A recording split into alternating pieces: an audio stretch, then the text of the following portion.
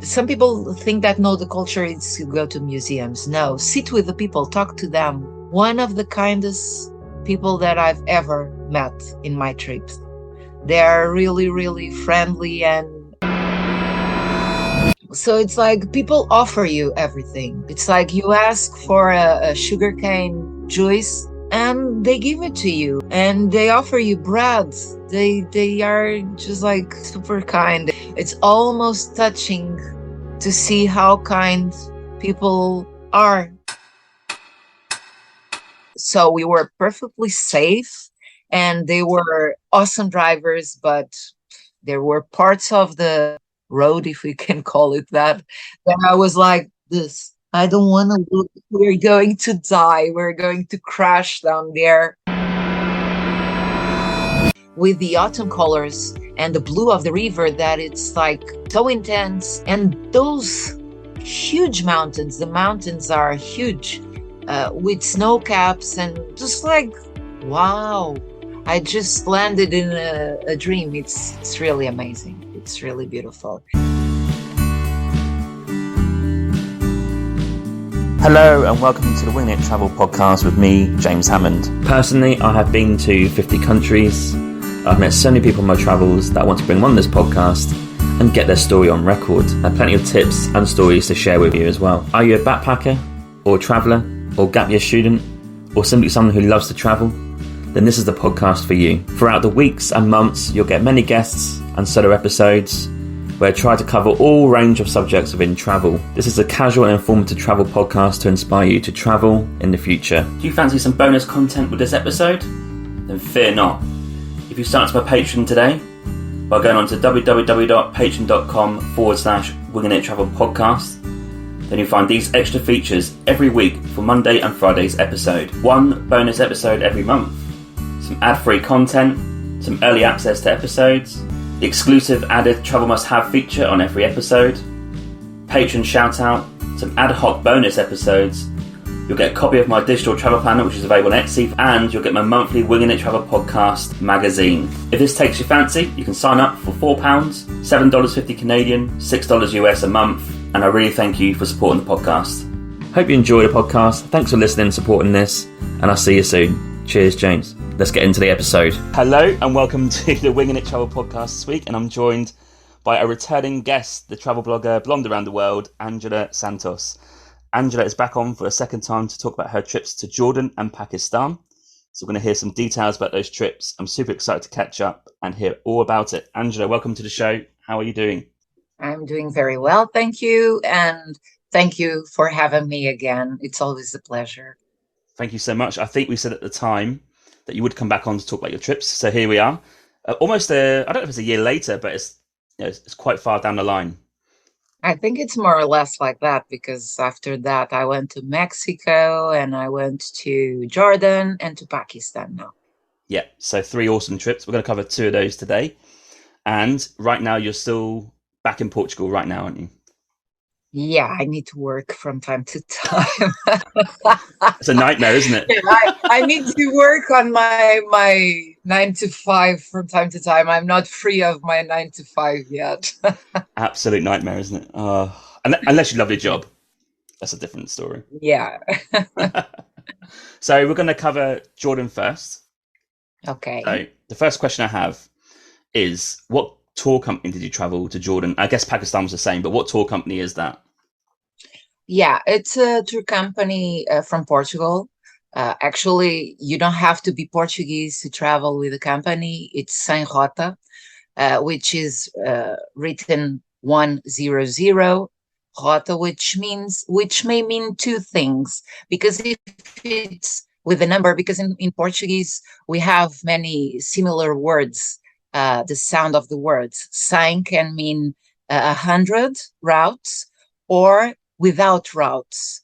So I travel with them. It's the 4th time I went with them on tour, and it's from a friend of mine, Francisco.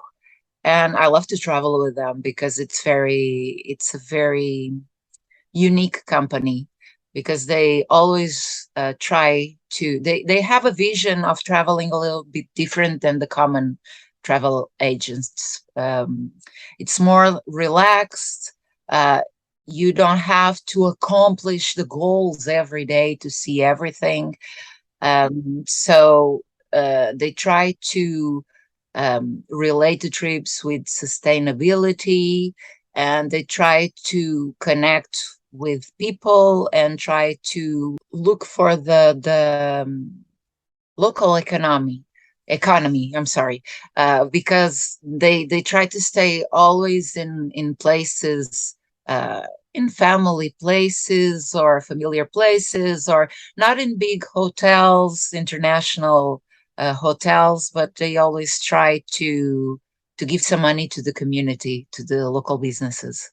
So I connect with that perspective, and I really enjoy to travel with them. Oh, that's awesome. So you can travel with them if you're not Portuguese.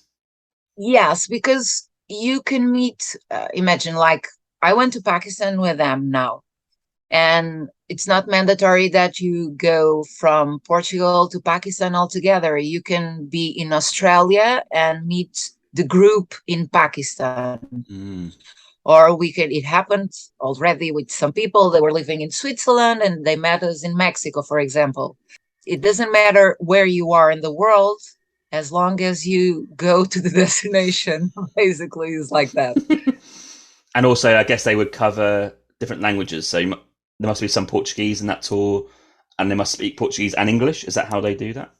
Yeah, they mostly the main clients of the company are Portuguese. But if you speak English and you don't speak Portuguese, it's fine because all the tour guides speak English, so it's fine. It's a good excuse for you to learn Portuguese, actually.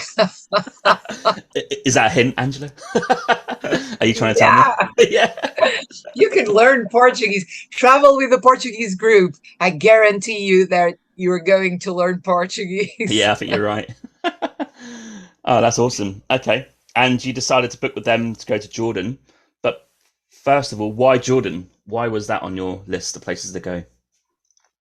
Well, I always been very curious about going to Petra.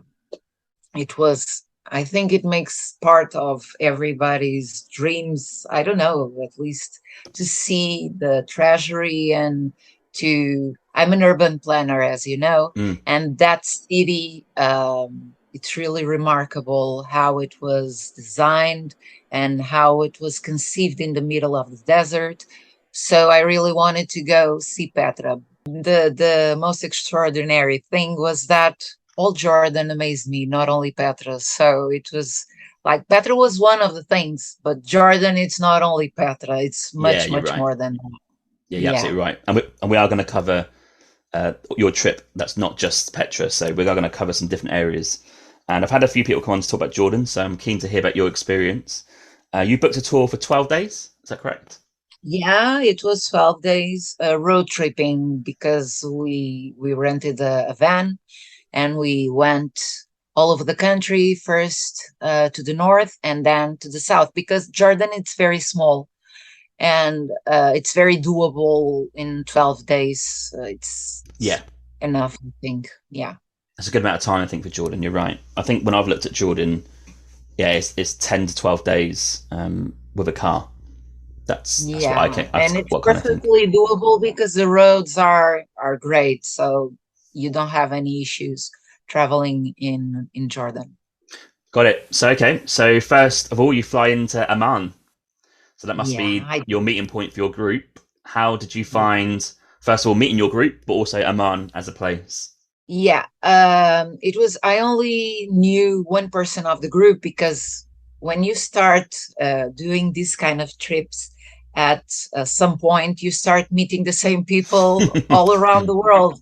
I don't meet them in Portugal because everybody has a life, but we meet like, oh, we're going to meet in Mexico. Oh, now we are going to meet in Pakistan. Oh, we're going to meet in Jordan. It's so funny. It's really funny because we are far from our routines, but we can actually build a friendship with those persons. So it's very.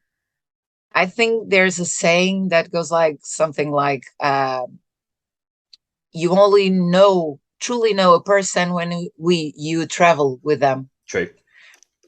And it's a very, very interesting way to meet people like around the world, because we are all from the same country and we meet around the world. It's really funny. Yeah. So I went to Jordan, and I met the group. I only knew one person who was with me, and you share rooms with Ah, persons that you don't know unless you pay for a private room, because you can pay for a private room. But I never do so because I don't mind sharing rooms with another girls, or it's fine. And it's a very, I think it's a very humbling experience, because you have to share your life with another person, and you have to share the snore if the person snores, or it's very, I think it's very, very funny to travel like this. And then we arrived at night, during the night, and in the next morning we went to see Haman. And I didn't have a big expectation about the city, because everybody had told me that oh, it's not a beautiful city, it mm. doesn't have much to see. And it was a pleasant surprise, actually, because I liked very much Haman. Yeah, it's actually got, from what I've experienced from people who talk about it, they love it. They love Amman as a city.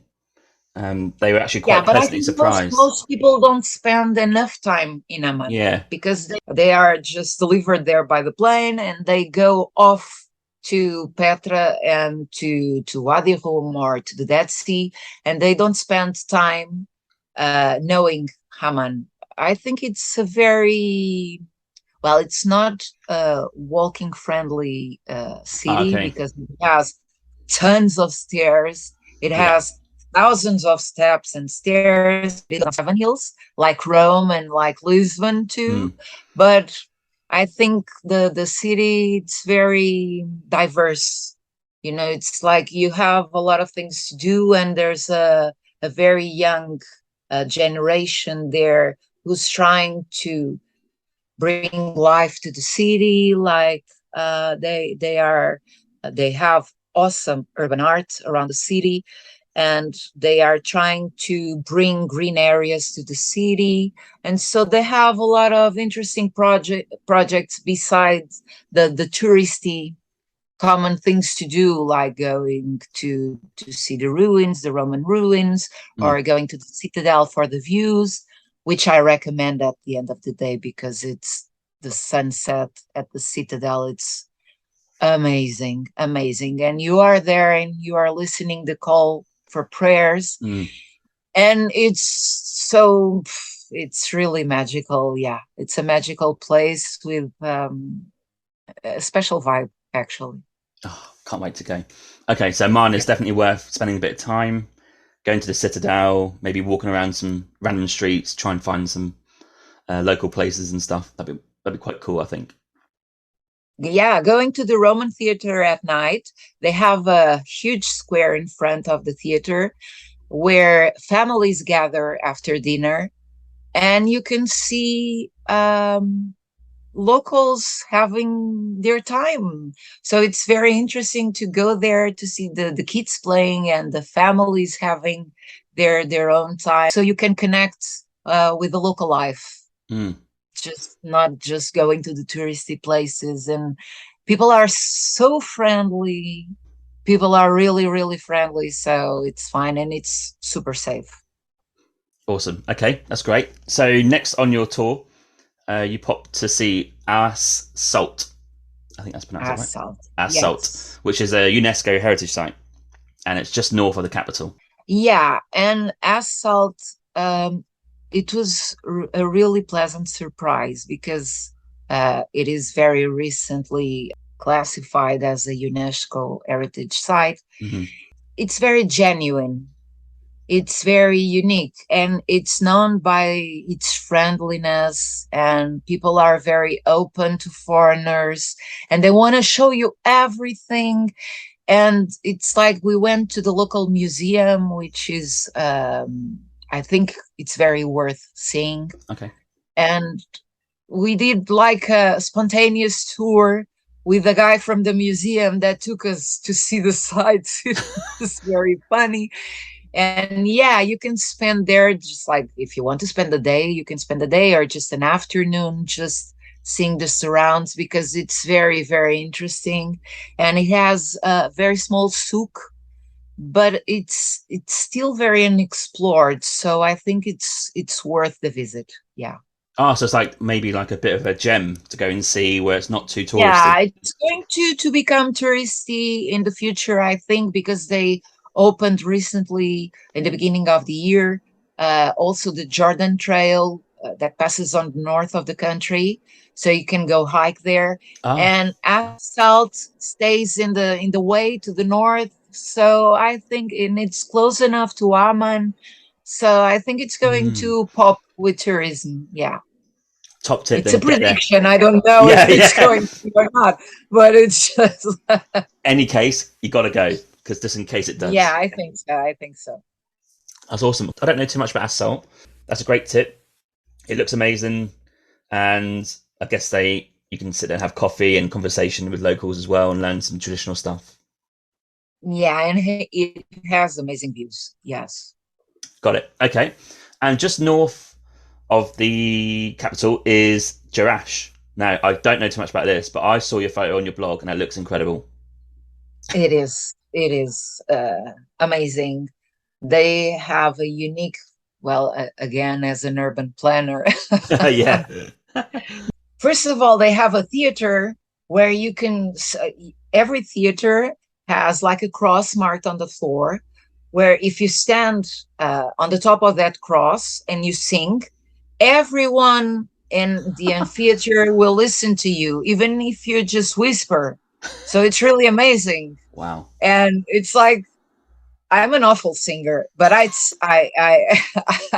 did my best in every theater of Jordan. Trust me, I sing everywhere because that has a sound. It's so perfect and it's so amazing how the projection of the sound it's made. It's really impressive because if you just walk one step to your left or to your right, people stop hearing you. So you have to Wow. be at that Wow. exact spot. Yeah.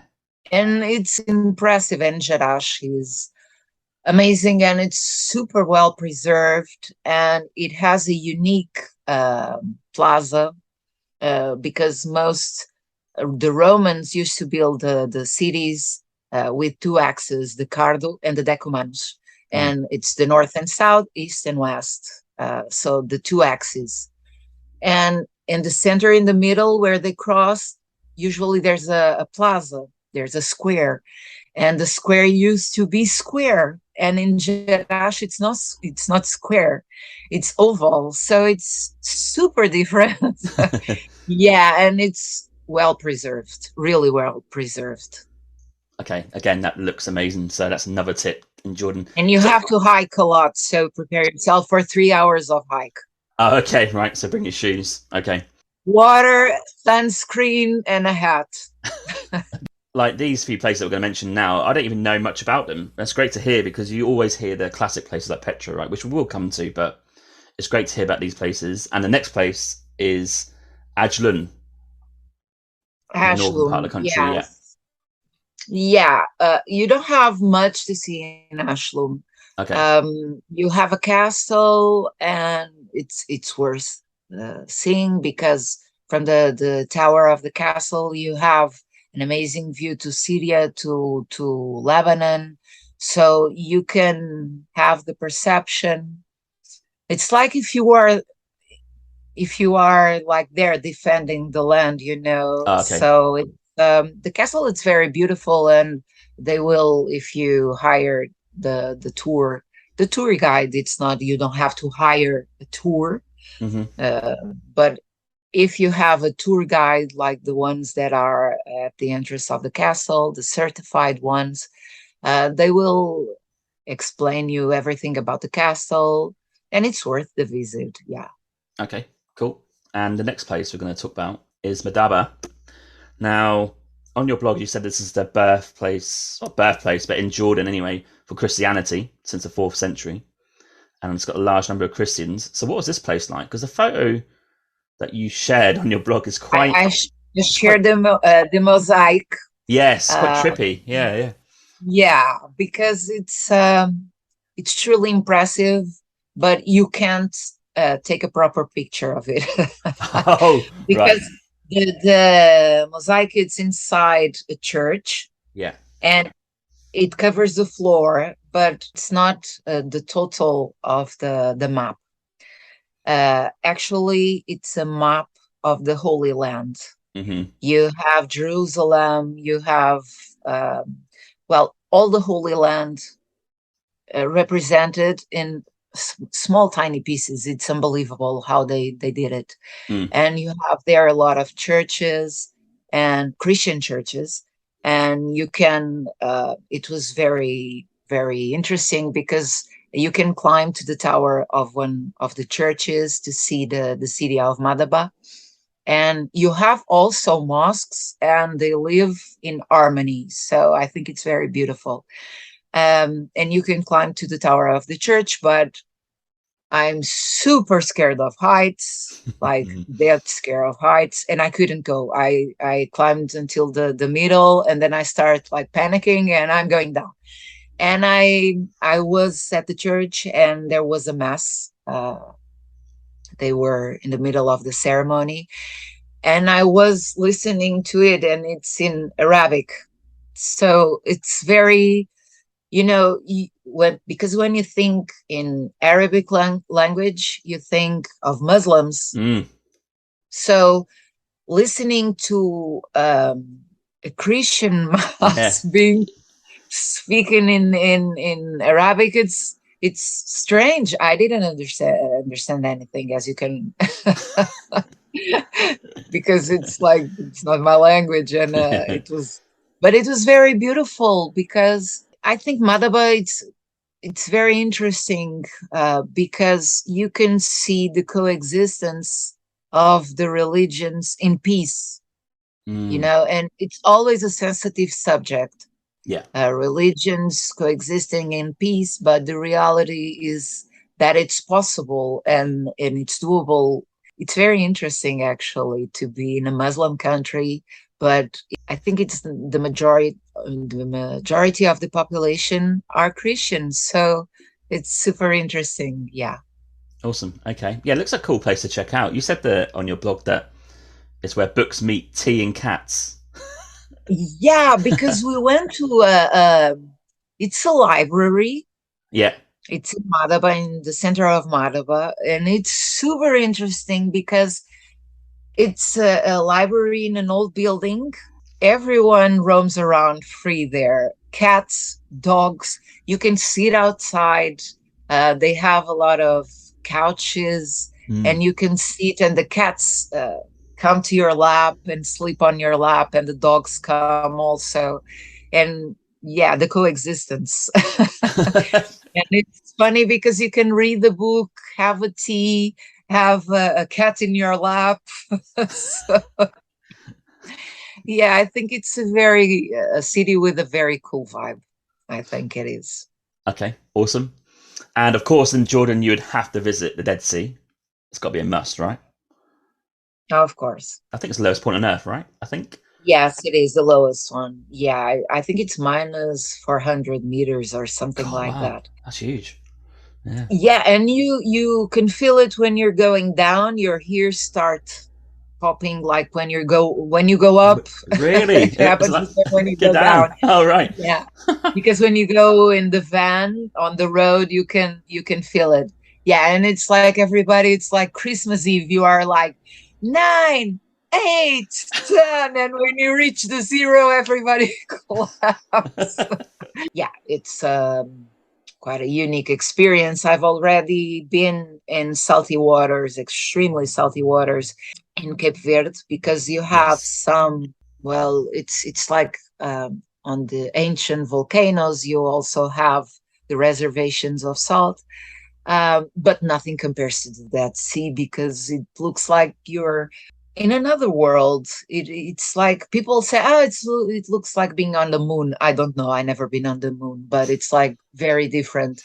The landscape is amazing, and you Yeah. can see Israel on the other side. Yeah. And it's definitely an awesome experience because even if you don't know how to swim, you float, whether you want it or not, but you will. I can't really swim. Yeah, you will feel awesome. You will The look first time like in my Michael life. Phelps on that water, just like a professional one. I can't wait. Yeah, because it's really really amazing, but it depends on the time of the year that you go there.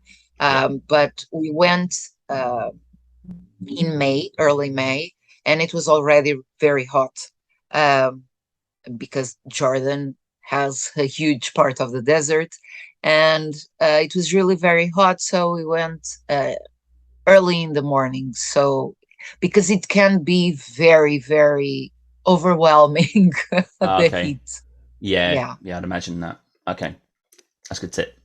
Okay. Next place is somewhere that my friend who went to Jordan said it's probably his favourite place that he went to, is the Dana Biosphere Reserve. Loved it. Loved it. So you got the view to Wadi Dana from one of the trails. So what is that area like? I guess it's another UNESCO site as well.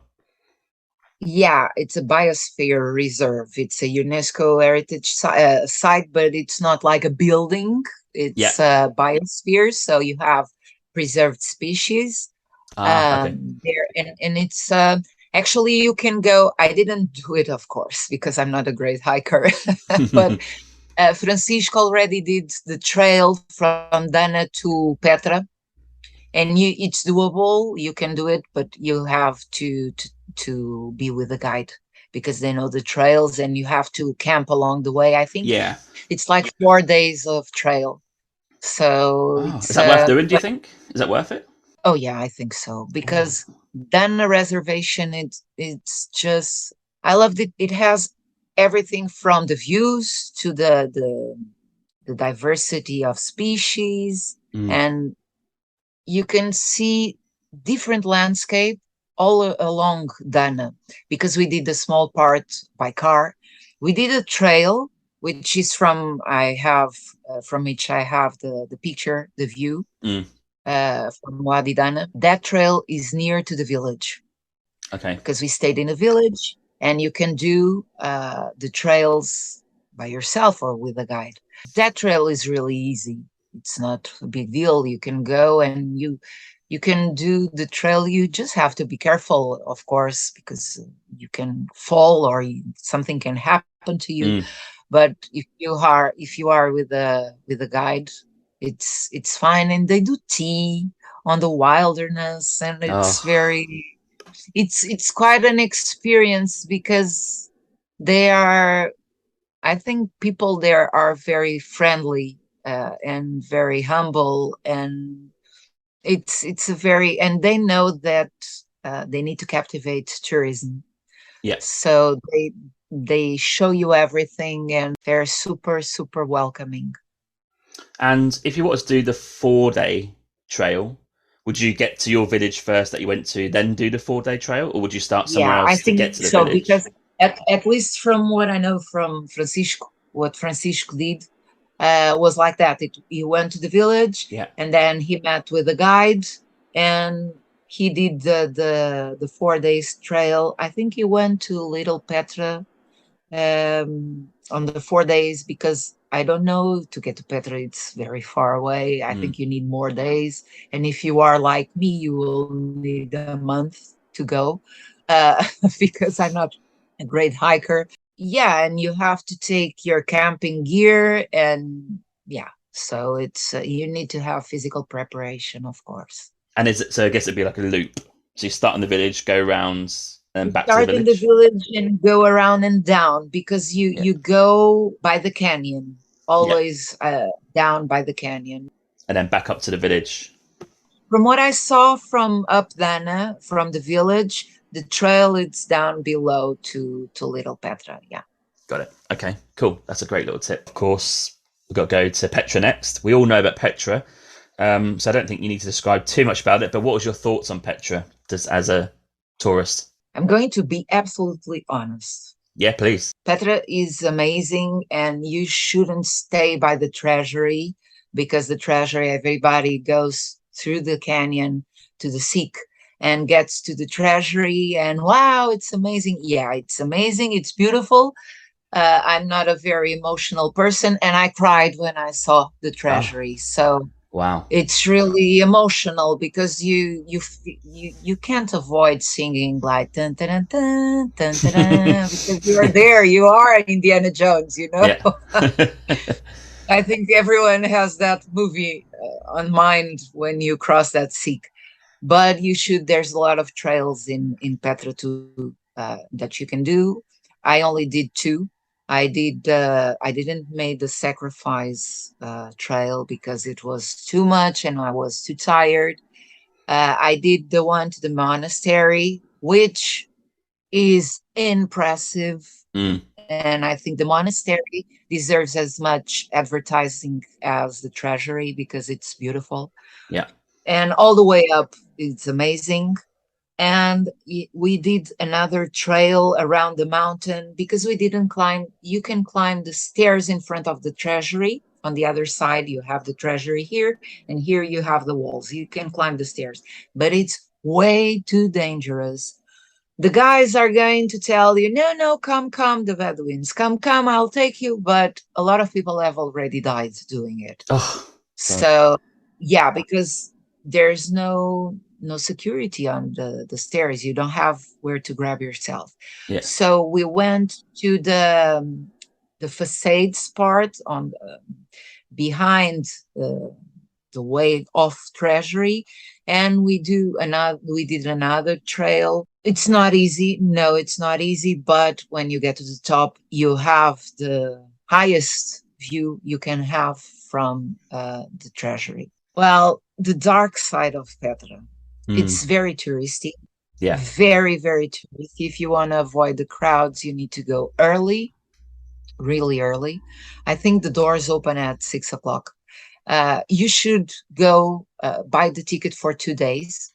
If you buy the Jordan Pass, you Yeah. have the 2-day ticket to go, and it's more cheaper than if you buy the tickets there. It's very touristy. There are people there who are going to try to sell you everything, but we have to understand that it's the way that they have to make money Yeah. and Yeah. to survive. So in everywhere, it's like that. It's a touristy place.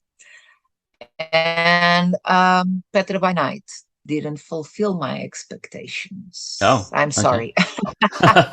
No. Because I think that place, it's so magical, it's so magnificent, it's so impressive, it's so awesome that it deserves a better spectacle at night. Okay. It's just 10 or 15 minutes. Okay, I paid for it. It's very expensive. I paid for it because you have to pay for Petra by Night extra from your tickets. It's not included. And I think Petra deserves more than that. It's just some lights, a guy playing some flute and telling a story. And because most people go to Petra by Night when they arrive to Petra, which means it's the first sight they have from the treasury. Yeah, yeah. They are all like, wow. And on the next day, they come back to see the treasury on the daylight. Mm. As I've already seen the treasury during the day, when they pop the lights, well, and it's the candles on the floor. It's beautiful because we were already there when they were lighting the candles. They were lighting the candles, and it's very impressive and beautiful. But then the crowd arrived, and you don't see the candles because everybody sits everywhere. Yeah, yeah. You know, and it's so much people that the experience is spoiled. Mm. But I did it anyway. It's a once in Yeah, just lifetime at once, and experience. yeah, Yeah. But I think Petra deserves more. got it. Okay, interesting. Okay, we're going to finish, Jordan.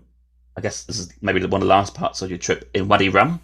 quite a popular place. I think a lot of people do know quite a bit about it. But what was your experience in that desert? Because I think it's one of the best places in the world, isn't it? I think. Well, I haven't seen the whole world yet, Not yet. but not yet. But I think it's one of the most magical places I've been so far.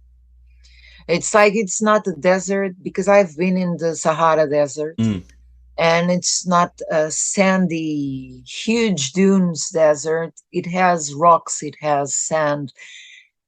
It's like being in a movie. That's why many movies were filmed there actually, yeah. because it's a movie set. It's impressive how nature can be so perfect. Mm. It's truly awesome. Awesome. A lot of people camp there, right? I think they go and camp there in Wadi We Rum. we did stay. Well, there are many options to stay in Wadi Rum. Okay, right. You can stay on those fancy bubble hotels that you stay inside of a bubble, and it's Mm, very glamorous and yeah, luxurious. We didn't stay. right. We stayed in it's tents. It's like small tents. You stay Yeah, there. It's perfectly fine. You stay comfortable, and it's just for one night. You have showers, you have bathroom, you have an amazing dinner in the desert, included in the accommodation. You have breakfast, at least our package have it. It's out of this world to see the sunset in the desert, but the sunrise, I woke up before sunrise because I had promised to myself that I need to photograph the sunrise in the yeah. Tell me desert. about it. Yeah, Yeah, and it's just like tough. freezing cold outside, Yeah. but yeah, really cold. But it was quite an experience because you start to see the rays of light behind the rock formations, and Mm, everything starts to go from the brown colors to the reddish, pinkish. I don't know. Those colors are truly amazing. So it's worth to wake up early. yes, I think I need to get better at that. Yeah.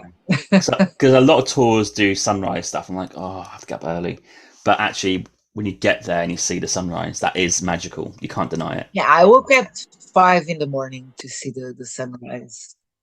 It was okay, and then I went to sleep again because breakfast At was only at 8. 8, yeah. But I have to do it because it's one of a kind experience. Mm, It's yeah, the sunset is amazing, but the sunrise it's different. It's the absence of noise. You don't hear yeah, anything, yeah. anything because at sunset was windy, but in the morning light was like absolute silence. Mm, It's the sound of silence. It's really amazing, and no one around. You're just by yourself watching that show of nature. It's a privilege, actually. And final question on Wadi Rum. If you were to turn up not in a group, just on your own, could you book these accommodations as well, do you think? Yeah, there are a lot of information in the internet. You can Yeah, find you can find these places the like to book places. yourself. Yeah, there's a lot of information, a lot of offer. You can find all Mm, the campings around the corner, around the rocks per yeah, se. And yeah, you can find the information on the internet. But I do advise you to book a local tour because those guys know very well the the desert. desert. They have Yeah, the yeah, proper cars to do it. yeah. They have pickups to go on the desert, and you can't risk getting lost in the desert. Yes, yeah. A canyon, a beautiful canyon where they cooked us lunch in the shade. So they know it very, very well. And we had the privilege to go to a nomad camp. Yeah, awesome. It's quite an awesome experience. So if you go, even if you are not going with a tour company like I went, but at least in the desert, book a tour Okay. because it's very dangerous to go there. Actually, they have like billboards in the entrance of the desert telling people that be careful because you can get lost. Yeah. When you realize you are in Saudi Arabia or something. God, crikey. Okay, that's worth noting. And to finish on Jordan, any tips or anything that you found that we didn't talk about that was amazing? I think Jordan is a very easy country to travel in. Okay. It's very safe. People are super welcoming and generous. Even if you rent a car, it's fine because the roads are generally good. Yeah. Just pay attention if you go on summer because you're going to catch a lot of high temperatures. Schedule your visits and plan really well your visit. But I think Jordan, it's a very easy country to travel by yourself. Yeah. Yeah, I think it's quite a popular place to go. I think a lot of people would probably just go to Petra and maybe a few other places. In my mind, I'm like, well, I'll get to Amman and I want to get like a Jeep or a car out and go and road trip on the roads, right? Not going to the desert. I probably would do tours in the desert. But like just going to these places that you've mentioned, I'd want to drive there and drive here and just have a bit of freedom doing that. Yeah. You can take the jeep to the desert, to the entrance, because there's a village in the entrance. You Ah, I can leave see. there the jeep. We did it with our van. We left the van Ah, I see. Got it. near the house of our guide, Yeah. and he took care of everything, even Great to know. of our luggage. Our Yeah. luggage stayed with him. So Mm. we just took a small backpack to the desert because we were only there for 2 days. So really easy. Yeah. That's awesome. Love to hear about Jordan. It's on my list. It's near the top and I can't wait to go. And the more I hear about it, the more I want to go. So we'll go there. I believe so. Yeah, now going to move to Pakistan. When I saw and heard that you were going, I was like, wow, I need to hear about this. I've heard a few things on Pakistan, like in terms of the interviews that I've done, but I wanted to hear your experience as well. And you again traveled with the same travel company to Pakistan for 18 days. Is that right? Yeah, for 18 days. Yeah. More or less 3 weeks. Yeah. 3 weeks. Yeah. Yeah. 3 weeks. Yeah. And what made you want to go to Pakistan? What was your thinking there? It was, I don't know, there are some things you can't explain actually, but it Mm. was on my bucket list for a long time, Pakistan. Actually, when I went to India, I thought, well, next I need to come to Pakistan because the two countries have a very close history. As you know, they were Yep. the same country Yep. until 1947.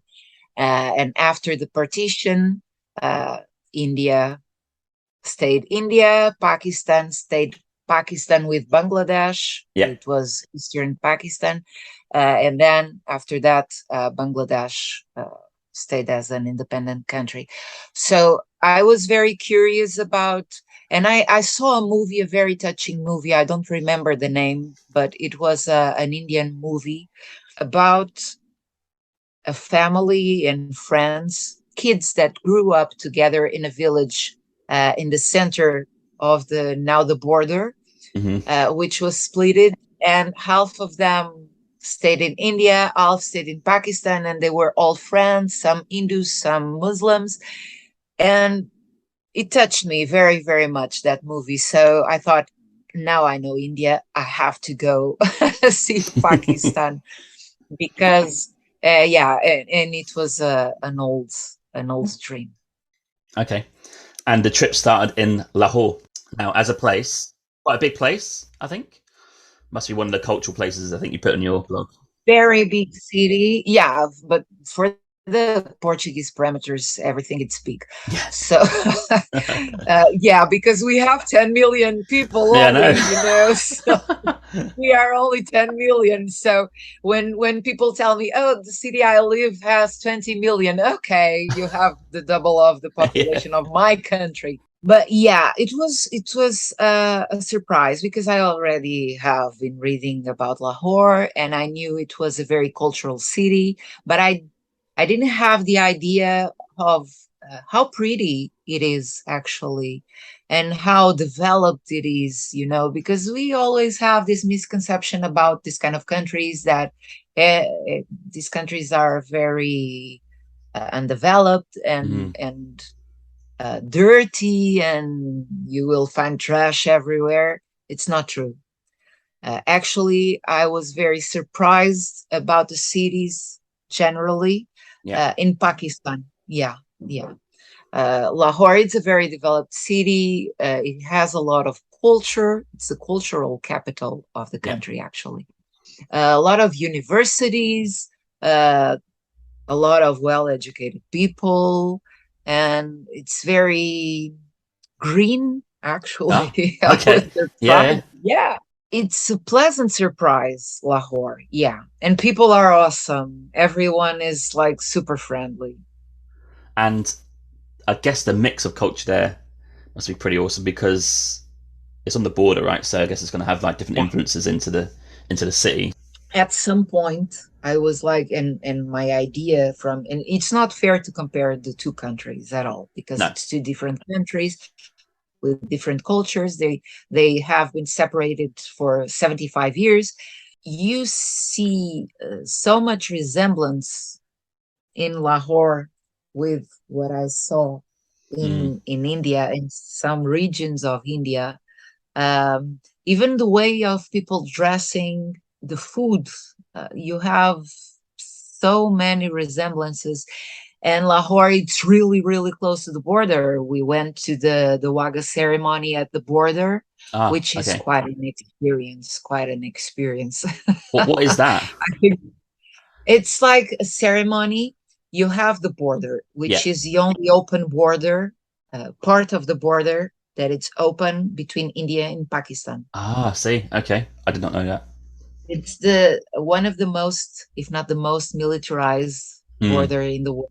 And you have there, like they put up like it's not a show, but it's a theater. I don't even know how to call it, but it's so strong because in one side you have thousands of Pakistanis, and on the other side you have thousands of Indians in like a huge theater, which is divided by the border. Ah, And right. militaries of one side start making their dancings and their showing of strength. And on the side of India, exactly the same, because it's I think it's like to show the strength of both countries, one to another. And then at some point at the ceremony, the gates open and the militaries meet each other and shake their hands. Ah, right. Wow. Okay, we are doing all these demonstrations of strength. Like we have guns, we have swords, we have everybody screams. And Yeah. even if you don't know what they're saying, at some point you are screaming, Pakistan Zindabad. It's you can't avoid it. And you are with the flag and you are screaming, and it's very intense. It's really very intense. It's quite an experience. I think everyone that goes to Pakistan or to India should see this ceremony because it's very intense. You can see how proud the people are of each country, you know. There's no anger there, right? It's just like friendliness with a bit of No, no, in the demonstration, the ceremony, there's no yeah. anger at any point. Actually, and I have to share this with you. It's very interesting because I have a lot of followers from India since I've been in India. Yeah. And every and each one of them send me messages on Instagram telling me, thank you for showing us Pakistan because I would love to go there. I Mm. would love to know how it is because they can't. It's very difficult for an Indian to go to Pakistan or a Ah, Pakistani to really? go to India. Okay. They don't issue visas. It takes years and years for one to can go to another country. And in Pakistan, everyone asks me, "Have you ever been to India?" Yeah. How is it like? I would love to go. So the people from both sides want to meet each other, you know? Just let them meet each other. They've probably got family that Yeah, are in both exactly. places. Just let them be Yeah. together. They are two amazing, amazing countries. Two, the Indian people are amazing. The Pakistani people are equally amazing. So Mm. let them be together. Some are family from each other Yeah, and they exactly. don't Yeah. even know each other, you know? Yeah. So I think this is very sad because let them live together if they want to. If they don't want to, let them go separate ways. But It's like that ceremony. It's very strong, especially for someone like me that have been on both sides. I didn't saw Yeah. I didn't see the ceremony when I went to India, but I've been to India and now I've been to Pakistan, and that shake of the hand in the ceremony, Yeah. that represents what people really, at least the people I know. I don't know if it's general, it's millions of people, so I don't know, but at least the people I know with whom I talk to, let them shake hands, please. Yeah, they're kind of friends, really. Like, it's friendship, right? Surely. Because if you think about it, like they're only separated because of the British, right? So if you go back before that, they're all living together anyway. The British didn't do a very good job because the lawyer who went there to make the border, he didn't care if he was splitting villages Yeah. in the middle.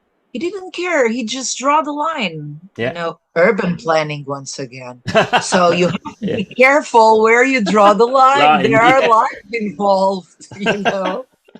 There are lives involved. Oh It's God. people's lives you're talking about, and I think borders exist only made by men. We Yeah. Yeah. Yeah. make Yeah. the It's a weird borders. concept. Yeah, so it was quite an experience to be at that border. Yeah. Awesome. That's a good tip. Okay, so then you travelled from Lahore to Naran. I guess you were entering into the mountains of Pakistan with that trip. Yeah, our tour took a little detour. We went just a few weeks after the big disaster that happened in Yes. Pakistan in September. There was a massive disaster, environmental and humanitarian disaster in Hmm. Pakistan due to the floods. Yeah. Uh, Climate changing is making Hmm. a lot of damage in the world, and one third of Pakistan was underwater.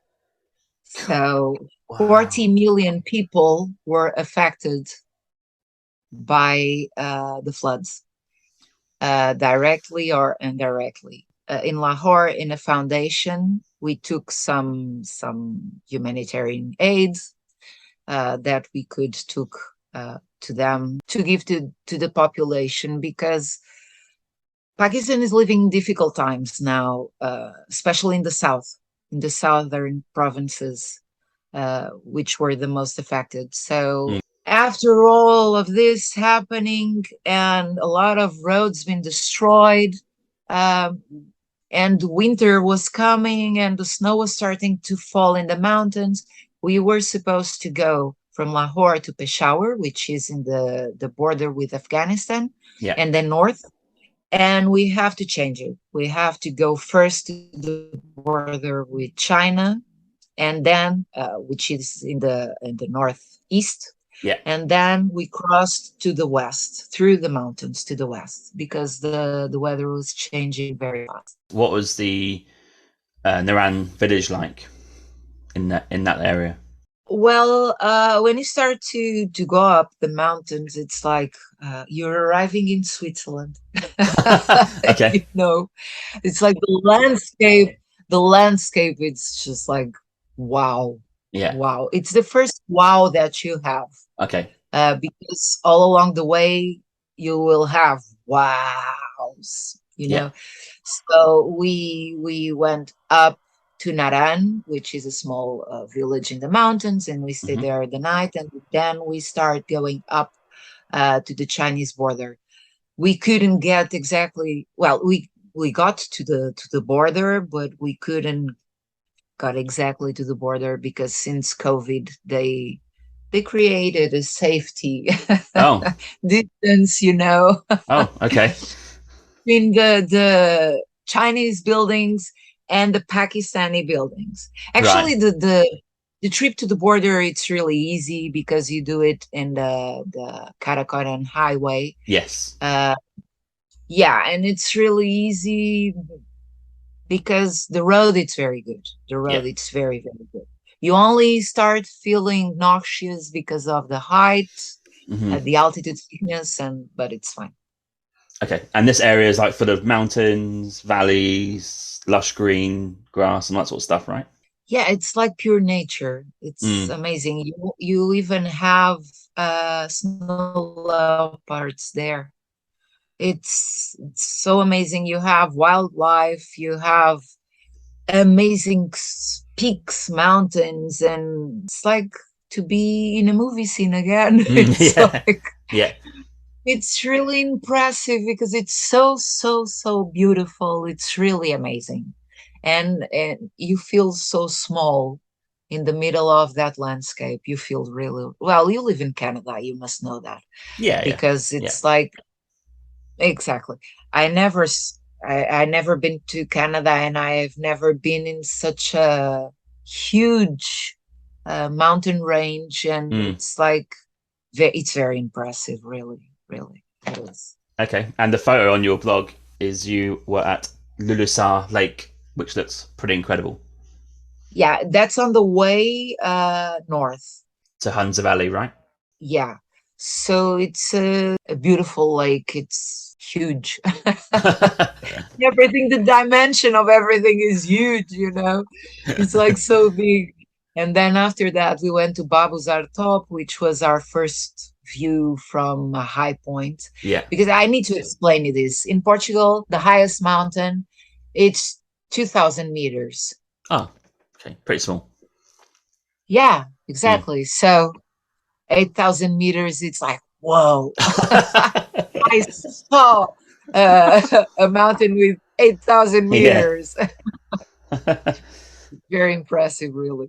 It is impressive. I think the photo you got on your blog, you went to a viewpoint and the altitude was 4,180 meters, which is pretty Yeah, high it's up. in Babusar. Yeah. Yeah, how was that? Yeah, it was my first sensation of altitude, really, Yeah. the impact.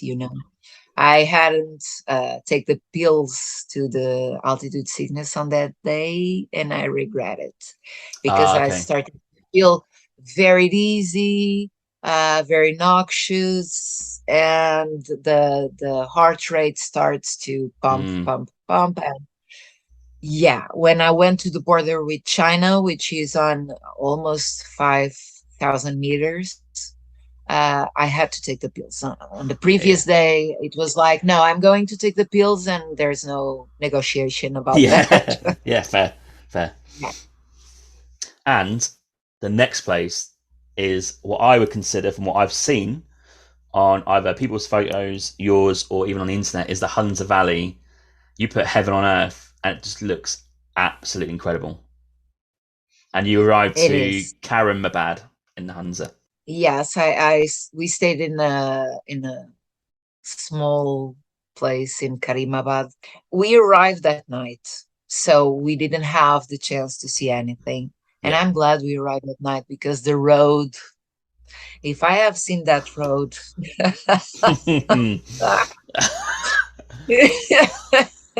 I'm so glad I arrived in Karimabad that night.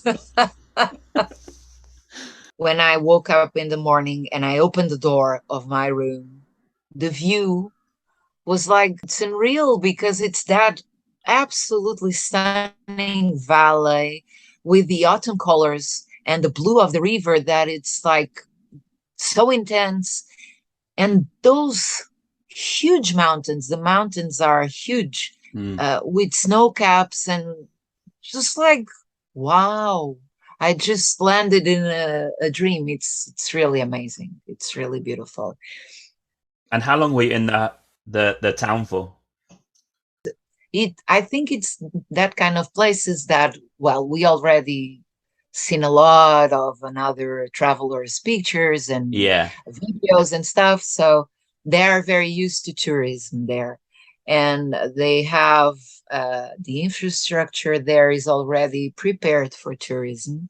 Yeah. And even though you only have hot water in the morning, for example. If you Hmm. get to your room at night, you have to take a cold shower. But I think they are a very open community. They have a different way of saying because Pakistan is a very, very conservative country. I think Yeah. it's the most conservative country I've been so far. But in Unza, everything is more open. Kids go to school and learn different things and sing. We have the privilege to meet a project at a school, a public school, Yeah. where kids don't pay for the school because they have like Patreons. Okay. Yeah. And it's very interesting because it's like a more open community, a more open-minded community. What activities do you like? Do some singing and some? You see any games like Oh, local we danced games a and lot stuff? with the kids. Yeah. Yeah, we saw traditional games at a Yeah. school. They were playing the rope game, Yeah. pushing from one side to the other, and they danced in the end. We danced with the winning team, and it was very funny because people started calling us, come here, come see the games." And the kids, because Pakistanis are super welcoming. I Yeah. don't even know how to describe how kind Pakistanis are because they are really, really kind That's and awesome. Yeah. generous. Yeah. And that school we had the chance to go because we met the teacher at our hotel because they did a demonstration of traditional dances and music at night. And we had the chance to meet that teacher that was a teacher at the other school. Yeah. And we had the chance, which is a mixed school. It's not common in Ah. Pakistan to Okay. have mixed Yeah. schools. Yeah. Yes, Yeah. boys and girls together at school. Mm-hmm. Um, and we used to be like that in Portugal until the 70s. Oh. Boys Okay. separated from girls. Wow. So Yeah. yeah. My parents still remember of those times in school. Yeah. Girls on one side, boys on another side. Wow. So that's why I was saying they were different. And we went there and they put up a big lunch for us because in Pakistan, everybody gives you food. It's impressive. Yeah, and they welcomed us with music and dances, and we danced Wow. with the kids and the teachers too. And it was very amazing because we had a chance to be with the people, to talk with them, to know about their hopes and dreams. And yeah, it was very, very, very cool. And you got to watch a cricket match. Yeah, it was so funny because Brilliant. we don't have cricket in Yeah. No. Portugal, and we Yeah. have football. Yeah. Of course. Yeah. And it was very, yeah, but it was very funny because we don't understand anything about cricket. Yeah. And the owner of our accommodation told us, "Do you want to see a cricket match tomorrow?" And we were like, "Yeah, of course, let's do it." And he called some vans, some local vans, and we all went to the game in the local transportation with the players of the team. It was like super fun That's because brilliant. we were stopping, and they even waited for us to end lunch Oh wow. just Yeah. for you to see how amazing the Pakistani people are Yeah. because we were their guests. Guess. Yeah. And so a huge storm Oh started no. in the mountain Yeah. with rain, wind, everything. And so we went, I don't even know where was the cricket field, but it was very far away in another village, Yeah. in the rivals village. So we went there, and one of the guys, friends from our captain, was trying to explain us the game and how they played and Yeah. how they score and how the teams change a spot. And it was really interesting because imagine like a field with no place to sit. And they went to, I think, like a coffee or somewhere to pick chairs for us, Oh James. wow. Like Wow. it's like, what can you say after that? They Yeah. went to pick chairs for us to be comfortable.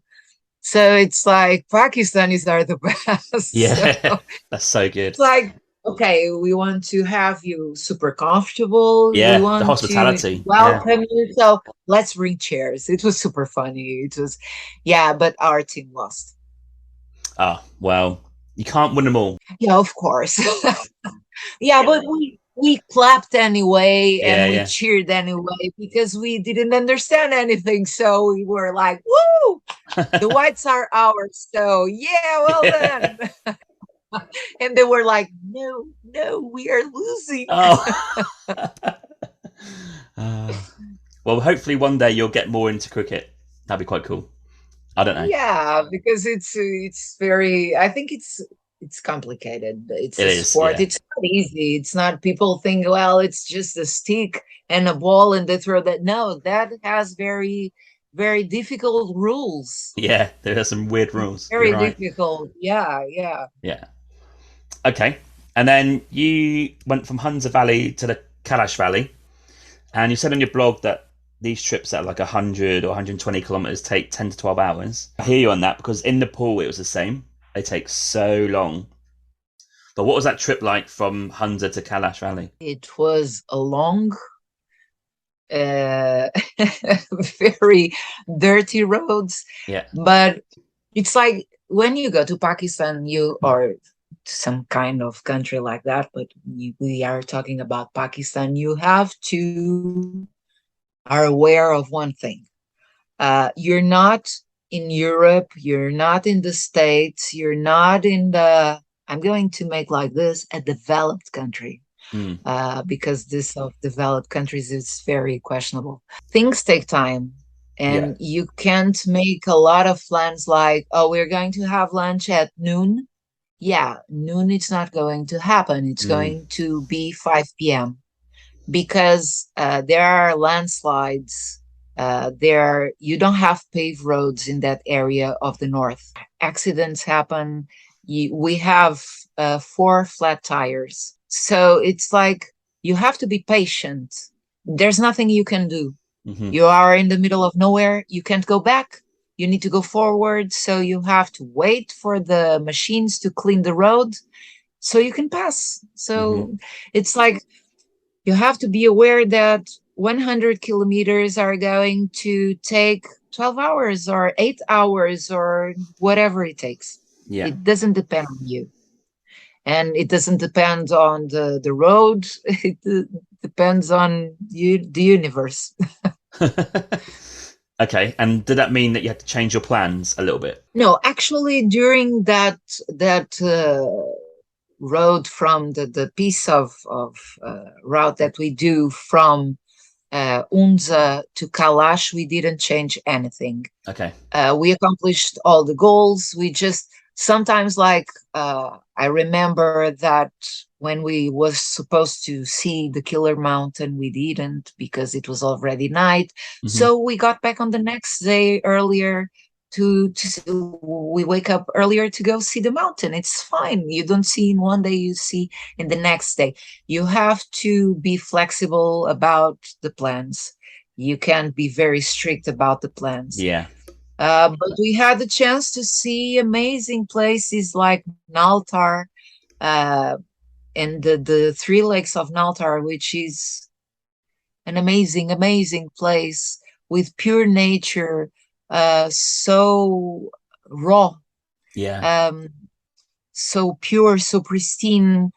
You only see like shepherds Wow. with their goats or with it's so it's like going back in time, you know, like probably our countries were like that 50 years ago. It's not probably, I know that Portugal was like that 50 years ago. And it's very, the rural life, it's still very present in northern Pakistan. And I hope it stays like that for a long time, because when you put tourism, masses of tourism in places, people ruin everything. Yeah. And a large amount of people will ruin those places. And I understand that they are trying to show the country to foreigners, but it's not their problem. It's the foreigners' problem. Because when we go to some places, we have to respect the places. Yes. And we have to respect the culture, the nature. We have to respect. So I hope that all the people that will visit Pakistan, and I really do wish that a lot of people go to Pakistan because that country deserves to be shown to the world. But I really hope that tourists respect the country and respect nature because Pakistan is so very rich. Um, it's like a gem, like a gem to discover. Yeah, Because on your blog, you said that you went to the end of the world. I did. Is that what it I felt did. like? Is that what the feeling was? Yeah, to the end of the world, not in a bad sense, No. actually. Yeah, yeah, In a good yeah, sense, yes. yeah, It felt like I was ending to the end of the world to get to know the unknown. yeah, It's like if it's an untouched place, it's like it's so pure still, mm, and the landscapes are so beautiful, so untouched, and the culture is so untouched and so pure. And for as much as you think, yeah, but they don't have health insurances and the concerns of the Westerners. They don't have internet all the time. They don't have connection to the world. Yeah, they live fine like that. yeah. I'm sure they're okay. Let them choose. Let them choose when they want to have it. I think that soon Pakistan will be discovered by I a lot think of so. people and it will be a boom.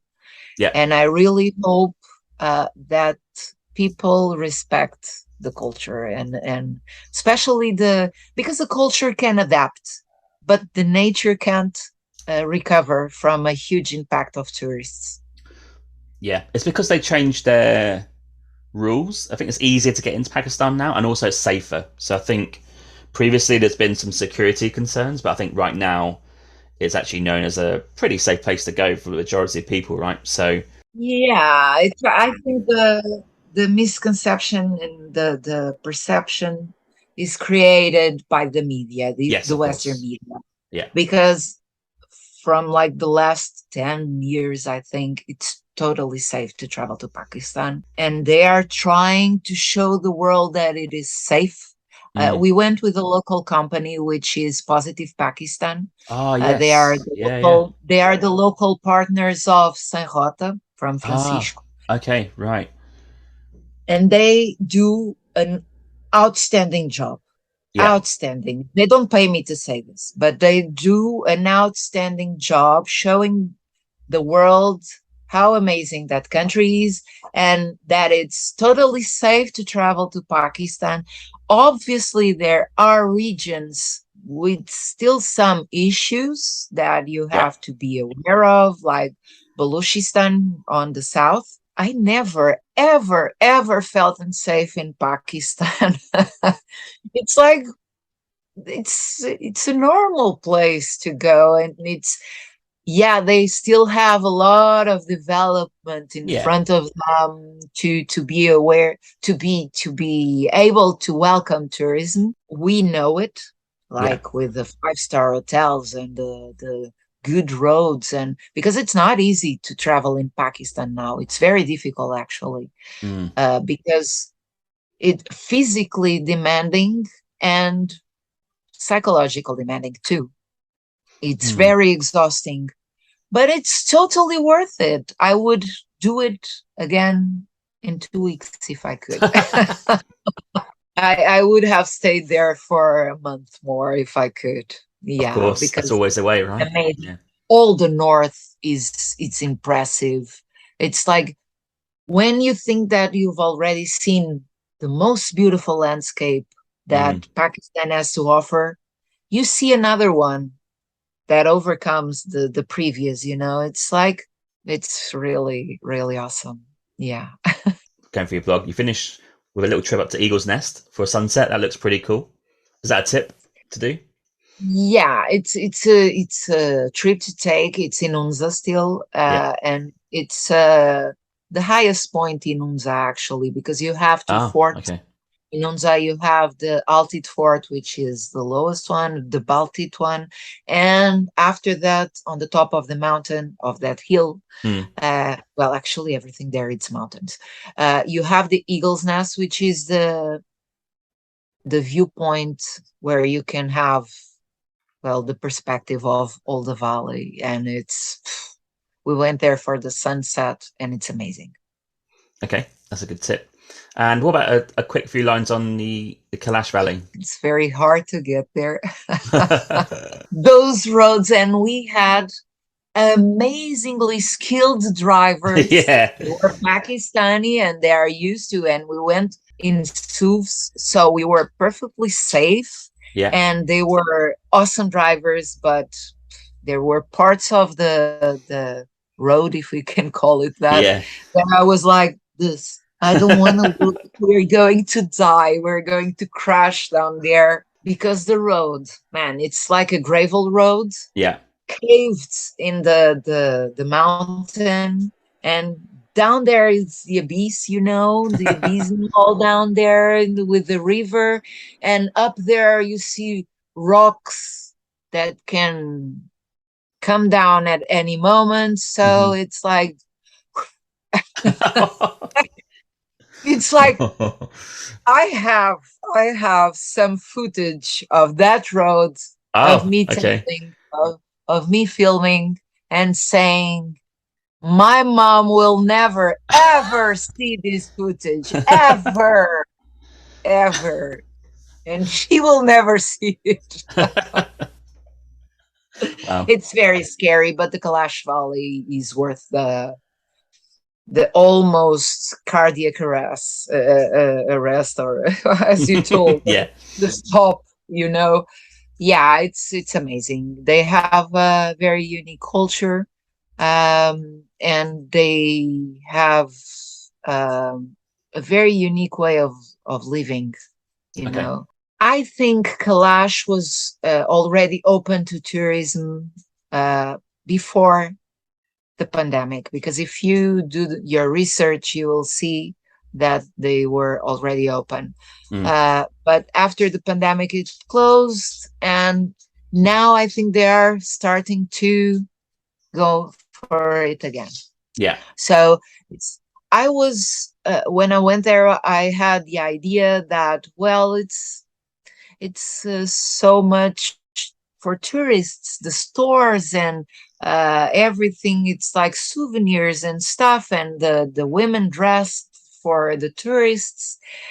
And nowadays, I think because of the pandemic, things are not like that, because you have like one or two stores with souvenirs. Yeah. And people uh, don't really like to be photographed, like pointing your camera on faces. If you ask for it, they will tell you if you can or cannot do it. And they have a very special way of living. So it's very interesting. We went to the cemetery. I always think that cemeteries show a lot of the culture of people.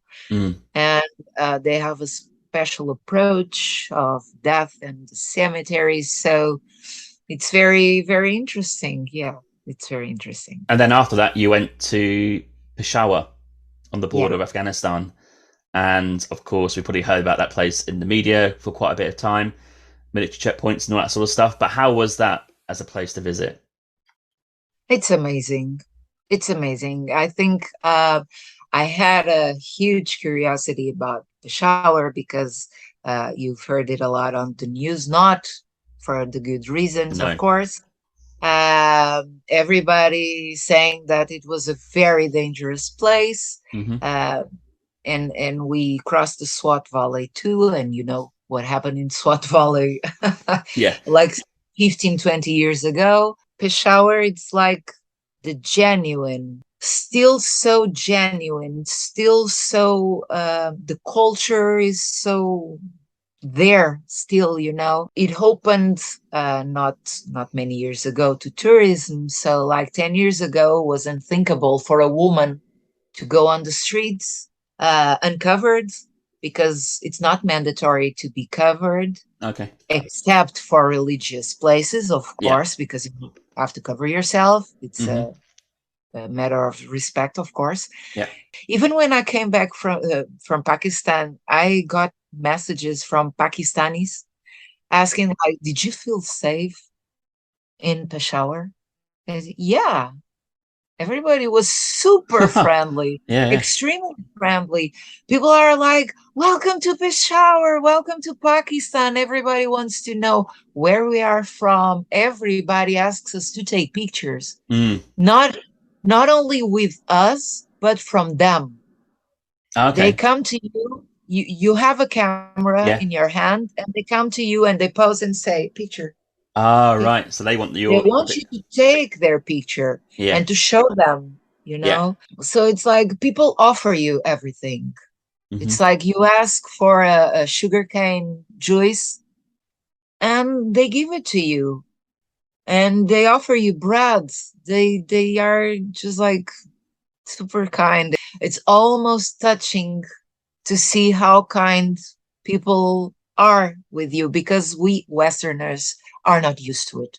Yes. We are suspicious about everything, even our Yeah. shadow. Uh, Yeah. Yeah. if someone gives us something, it's because they want something from us. Yeah. Yeah. We don't open our home door to anyone unless we know them. It's so touching, it's I think it's really unfair for that people to have such a reputation, Yeah. you It know, is. Yeah. Yeah. because they had a bad episode of their history, but it's been 10 years, it's been 15, 20 years. Mm-hmm. So it's really unfair for them to be labeled, or for that city or that place to be labeled as insecure. We had a policeman with us all the time Yeah. because I don't know if it's mandatory or not. Ah, okay. But the fact is that we had a local guide with us, besides the guys from the Positive Pakistan. And the military was with us, the policeman was with us. And he went with us to the Afghan border. We couldn't get there because we could only go to the entrance of Kiber The Pass. Kaya Pass. Yeah. Yeah. Yeah. Yeah, because of safety. Because imagine if you go there this week, maybe you can go further on the road, but we couldn't. Mm. It's safety, and we didn't even argue about that Yeah. Yeah. because it's like they know it. They know it. If he says we can't go, we can't go. You must respect because they know what they're doing. You are a foreigner. You don't know. We always had a policeman with us, but actually, we always felt safe. Mm. We went for a walk in Peshawar the last night. We had dinner, and then we thought we were a group of five, and we were like, okay, let's just take a walk on the because they have a market, which is the storytellers market, Mm-hmm. and the architecture is breathtaking. It's Mm. like amazing, and we were there and we walked on the market. We didn't went to suspicious alleys, but we went there by ourselves without any tour guide, Yeah. without the policeman with us, and it was fine. Okay, people Mm. just there was an old man who told us, go there, like, there you are safe. There's always someone to help you, Yeah. always. It's like, it's really amazing because they are aware that, and they have a very strong perception that they don't want anything bad to happen to tourists, because they know that if something bad happens to a tourist, it's all the Pakistani reputation, Yes. Yeah. you You're right. know, Yeah. and it's even the country's reputation. Yeah. So they're extremely cautious with tourists, extremely cautious. You then finish your tour in Islamabad, the capital. I think that's got quite It's quite a bustling city, isn't it, Islamabad? I think there's probably quite a lot of stuff to do I there. I, I finished the visit in Islamabad, but we almost didn't made it to Oh, Islamabad. Yeah, Pakistan, everything can happen in a yeah. day because we started to receiving some news that things may happen in Islamabad, like manifestations. I don't know how you call it. It's not riots. It's like Protests. protests. Exactly. I'm Yeah. sorry. No, no, no. All Uh, good. All good. it's like my head speaks two languages at the same time. You know. Yeah. Yeah, I can't Uh, imagine it. So we caught some protests in the north. We were stuck by Ah, protests in the north like for 2 hours, and we yeah. had to wait for it to stop. Yeah. Hmm. So it was supposed to happen in Islamabad, but and if it had happened, we couldn't have made it because tourists were forbidden in Islamabad. If Ah, the okay. protests were Yeah. but as nothing happened, we went to Islamabad Yeah. anyway. We just couldn't go by train. We were supposed to go by train, but because of the floods, the rail it's not good yet, so it got pretty badly destroyed, and so we had to go by van again. Yeah, Islamabad, it's very peaceful for a, we are used to the hustle and bustle of the big cities, Yeah, yeah. and it's like Islamabad, it's super quiet. It's like a very polite city, Mm. like very clean with green areas, with small buildings. Actually, it's very like livable, I think. Ah, okay. Yeah. Yeah, it's super, super a friendly city. It's not, you don't have many things to see in Islamabad because Islamabad is a very recent city.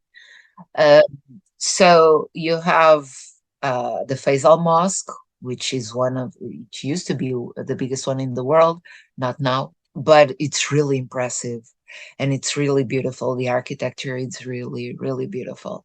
I think it's a good city to end the trip because you can, or to begin because it's not very overwhelming, You don't feel like very, very suffocated in the beginning of the trip. So to begin the trip or to end the trip, it's a very good city, Islamabad. Yeah.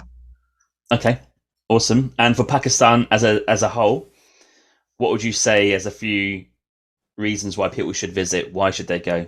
Pakistan, it's one of the most diverse places I've been, diverse countries I've been. People should go not only for the nature, which is really appealing and it's magnificent, but to know the culture. And when I say to know the culture, it's impossible to go to Lahore and to say that you know the Pakistani culture, because Pakistan is a huge country with a lot of cultures inside the country, Mm. even in the mountains where we went, where we spend most of our time. There are tons of different cultures in the mountains. Yeah. Go to Pakistan to see the culture, to see the nature, but also to meet the people. Some people think that no, the culture is to go to museums. No, sit with the people, talk to them. One of the kindest people that I've ever met in my Hmm. trips. They are really, really friendly, and I think they deserve to be known. Let them show yourself. Don't be scared of them. They won't do anything bad to you. Okay, that's awesome. Yeah, thanks for sharing your story for Pakistan because I think it's one of those countries that it is up and coming, but it still needs a bit more stories told about it from the real like adventures that you see. I think. Yeah, yeah, because I think Pakistan still has a reputation. There are a lot of preconceptions about Pakistan. Most people with whom I shared that I was going to Pakistan told me, don't go, it's too dangerous. Yeah. What are you going to do there? The history and the wars. And I asked most people who told me that, have you been there? No. Yeah. So Exactly. why are you talking about a country where you've never been? Yeah, I know. Ah, Yeah. because I'm so I saw on the news, yeah, but the news sell what they think makes money. And Yeah, yeah, you don't make money selling that a country, it's really beautiful and you should go there. No, you sell news by telling the dark side of the countries and of the people. It's yeah, like one thing I've learned a long time ago, it's never listen to people that never been in the yeah. places, That is the number one rule. Yeah, Yeah, because most of the perceptions that are made about Pakistan are made based on ignorance. yes, People don't know Pakistan. People never been to Pakistan, so they are ignorant about Pakistan. mm. I've been there for 3 weeks. I traveled all the north, and I'm still ignorant about the south Yeah, because I yeah, never been to the south. yeah, So I'm not going to tell people, don't go to the south because it's too dangerous. No, I never been there. I don't know if it's dangerous or not. I yeah. don't know if it's beautiful or not. I can say it based on what other people write or what other people show because you write and you show what you want to write Hmm. and to show. If you want to totally devastate a country, you just write an article about the country. Yeah, yeah. And if that goes viral, you are devastating the image of that country. Hmm. So you have to be very careful about what you say. One thing is to put out to the world what you Yeah. see, what I felt, what I experienced in Pakistan. Another thing is, well, I heard some people telling that it's a very dangerous place. Don't go. No, you should go. Yeah, you should. Go Yeah. there. See if it's dangerous. Or don't go, but don't spread fake news. Yeah. That is it. Don't spread fake news. Yeah, yeah. Yeah, because telling a place it's very dangerous because they had stuff happening 20 years ago. Yeah, that was 20 years Yeah. ago, Two not now. decades. Yeah. Yeah, many things happen in 20 years. You have kids and they go to the university in Mm. 20 years. Yeah. So, yeah. Yeah. I had someone come on to talk about Pakistan who went there in the 90s and he had no problem. So I think you just need to be careful who you believe, who you talk to, and don't take, like you say, anyone who says it's a place not to go to when they haven't been there. That is, Exactly. don't bother. If Yeah. someone had told me, don't go, I don't know, to the mountains because you may have problems, but it's still my choice. It's Mm. still my choice. Because when people talk about Pakistan, they put all in the same bag, you Yeah. know, all the regions. And it's super unfair because Pakistan is huge. It's a Hmm. mix and match of cultures and of if the nature is so diverse, they have mountains with snow and they have a desert.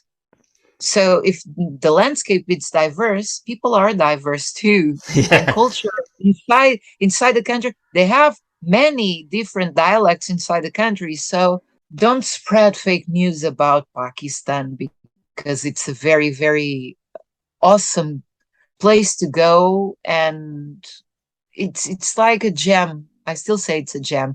And people are amazing, really, really amazing. Mm. Those people deserve a chance to show their country. Yeah. Absolutely. They deserve to show the world that Pakistan is awesome Hmm. and they are good people. And stop with the fake news. Awesome. Okay, thanks for that. And we're going to finish the episode for you to tell us of any future travel plans coming up. Maybe the rest of this year, going into 2023. What are you thinking? I'm going in 3 days. I'm going to Italy Dream. because I still have some off days at work, so Yeah. I'm going to spend it there. I've already been. I'm going to Rome, but it's cheap flights. When you find flights Got to go. round trip 30 euros, you need to go. Uh, for the next year, I have well, more or less, I'm planning to go in the beginning of the year to the Middle East again, Yeah. and at the autumn, I'm going to Africa. because I haven't been in Africa for a long time. I miss that. They have a movida, like the Spanish say. Oh, They have a special vibe in Africa, It's like, yeah. it's a different energy. It's like, I love Africa. So it's very, I think it's going to be at least 2 trips for the next year. Very different from the usual. Interesting. Very mysterious, but I'm sure we can see on your social media and your blogs where you're going. So can you Yes. please remind people, where can we find your blogs to read about Pakistan and Jordan? And also, I think you have a YouTube channel as well, right? Yeah, it's a little bit dead by now. I'm trying to have time. I'm trying. You don't have any idea, It's because so when I tough, isn't it? started Yeah. to download the records from the cameras, because I always take a lot of cameras with Yeah. me to my trips, and it was between the photographs and the videos, I have 3,000 plus images, records, files to see. So I need to have time to sit myself and to make a proper video about Pakistan, because Yeah. I don't like to release something because I have to release something. True. Yeah. Very, very wise. It's not fair to the country, and I don't do content just by doing content. I rather release 2 videos per year than 1 video per week without relevant content. Yeah. So it's like, I rather do this as a compliment to my blog. On the blog, blondearoundtheworldtravel.com. Yeah. And on YouTube, Blonde Around the World. On Instagram, blonde.aroundtheworld. And on Twitter, B_. I don't even know my Twitter. Yeah, but I'll link it. Instagram, I'll link it. No, yeah. But on Instagram you have the link tree for everything. Yeah. Find me there. Yeah, Instagram, do that. I'll put the links in the show notes. Don't worry. It's easier. Yeah, I'll put them in there so people can access all that stuff. So, Angela, thank you for coming onto the show again. It's been a great chat. I've learned a lot about Jordan and Pakistan. And people, please check out Angela's blogs. They're a great read. Thank you so much. Thank you so much for having me again. And thank you for letting me talk about Pakistan, because I think it needs to be put out to the world how awesome that country is. Very, very much needed, I think. So don't worry, it'll be out there very soon. So I can't wait. I trust you. Yeah. Yeah, just throw it away. Thanks, Angela. Anytime. Thank you for listening to my Winging It Travel podcast episode today. You can find me on Instagram at James Hammond Travel or Winging It Travel Podcast. You can search for both. I release weekly clips of this podcast episode, as well as photos from the last 8 to 10 years of my travels. You can also follow me on TikTok, Facebook and Pinterest by searching Winging It Travel Podcast. I do release daily content to do with travel and the podcast throughout the week. Also check out my website, jameshammond.org. There's content about myself, my travels, and there's also a newsletter sign up as well as a contact form. Finally, please rate and review the podcast on Podchaser. This is my platform of choice. Alternatively, you can rate this on Apple or wherever you get your podcasts from. This really helps the podcast gain a bit of traction for the future in terms of guests and content. And I'm glad to see that you guys are listening out there, reviewing it and enjoying the content so far. Stay safe, stay humble, keep listening, keep travelling, and I'll catch you soon. Cheers, James.